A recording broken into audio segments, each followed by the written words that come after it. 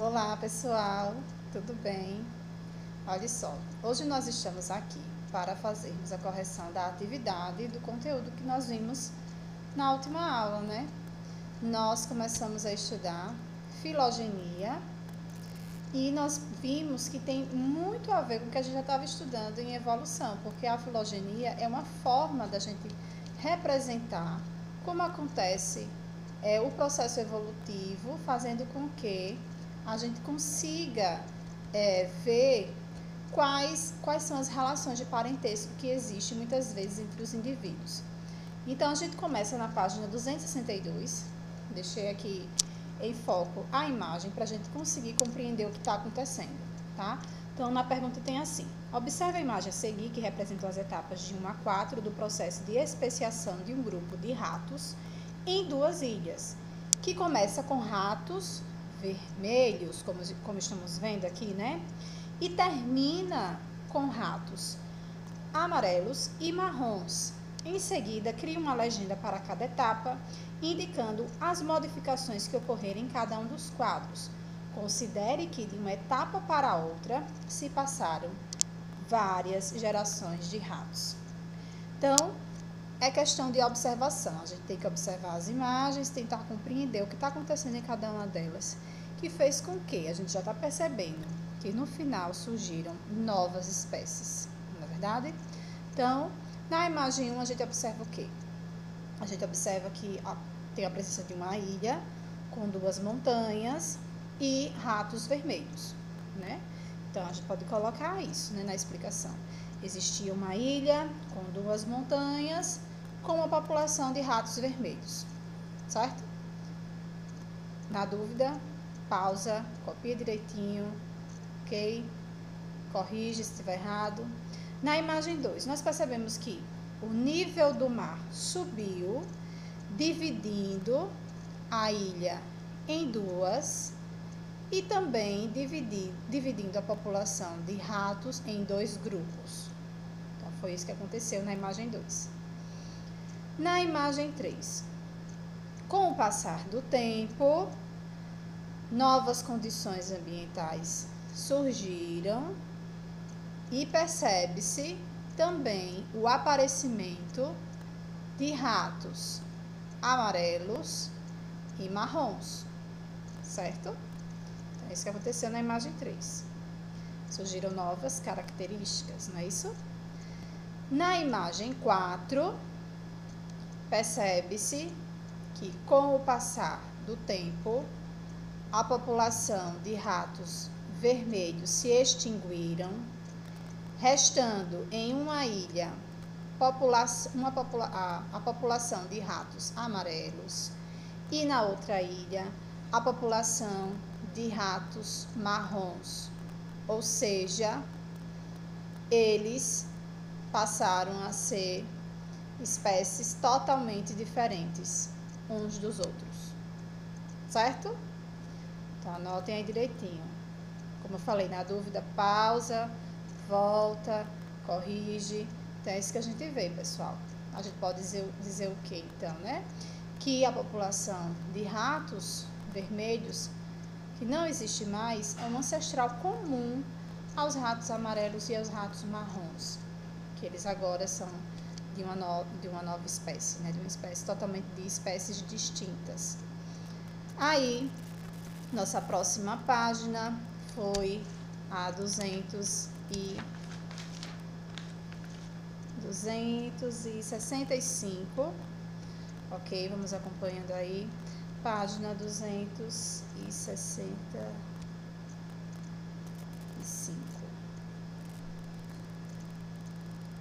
Deixa eu conferir aqui, isso, 265. Na página 265, a gente tem essa imagem que é muito importante a gente observar, tá? Então, tem aí, analise a filogenia abaixo, em que aparece a possível evolução dos primatas, grupo do qual faz parte o ser humano, e responda as questões a seguir. Quais são os primatas na letra A mais próximos do ser humano? Ó, questão de interpretação da árvore filogenética. Observando aqui a imagem, nós percebemos que o ponto de intersecção mais próximo se encontra aqui, ó, nessa parte onde a gente vê os bonobos e os chimpanzés. Então, na letra A, bonobos e chimpanzés. Na letra B, quando devem ter surgido os ancestrais mais próximos do ser humano? Né? Então, a gente vê que os ancestrais mais próximos justamente são os bonobos e os chimpanzés. E se a gente observar aqui nesse gráfico, que mostra mais ou menos há quantos milhões de anos atrás cada um deles surgiu, a gente percebe que eles se encontram nessa parte aqui antes de 10 milhões de anos atrás, né? Então, a menos que 10 milhões de anos atrás. A resposta na letra B. A menos que 10 milhões de anos atrás. Na letra C, houve alguma época em que existiam tanto um ancestral comum entre os gorilas, chimpanzés, bonobos e seres humanos? Ó, houve uma época que o ancestral deles existia ao mesmo tempo, né? E também os lêmures e lores e lopos, potos, desculpa. Ó, a gente observa que o ancestral dos lêmures, lores e potos é bem antigo, né? Surgiu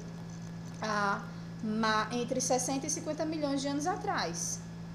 E dos orangotangos, gorilas, seres humanos, bonobos, chimpanzés, mais ou menos aqui, entre 10 e 20 milhões. Então, não tem como terem surgido os ancestrais desses seres numa mesma época. Né? Então, na letra C, vejam mais de novo que é questão de interpretação. Né? Não, pois de lêmures, lores e potos, o ancestral mais recente existia há mais ou menos entre 50 e 60 milhões de anos atrás, enquanto dos gorilas, chimpanzés, bonobos e seres humanos há mais ou menos entre 12 e 8 milhões. Então, eles não tiveram como ter convivido no mesmo período, tá? Então, essa foi a 265. Aí, agora a gente continua na 267. É correto afirmar que os gorilas são tão próximos evolutivamente dos orangotangos quanto são dos seres humanos? Justifique sua resposta. Então, é correto afirmar que os gorilas aqui, ó, e os gorilas são tão próximos evolutivamente dos orangotangos quanto são dos chimpanzés, ó, onde tá aqui os orangotangos, os gorilas, e onde está aqui os chimpanzés. A gente vê que não, né? Porque os gorilas possuem um ancestral em comum com os seres humanos, estão vendo? Enquanto que isso não é compartilhado com os orangotangos. Dessa forma, os gorilas são mais próximos evolutivamente dos seres humanos do que os orangotangos, ok? Então, é isso aqui na letra D. Na letra E, estou me guiando pelo I para ficar melhor de observar a imagem aqui, tá? Chimpanzé, bonobo e ser humano podem ser considerados parentes próximos? Chimpanzés, bonobos e seres humanos. Sim, né? Porque eles têm um ancestral em comum, que é mostrado aqui nessa intersecção, nessa região aqui. Então, sim, pois eles possuem um ancestral em comum. Tá bom? Então, essa foi a página 266. Agora, a gente continua no teste.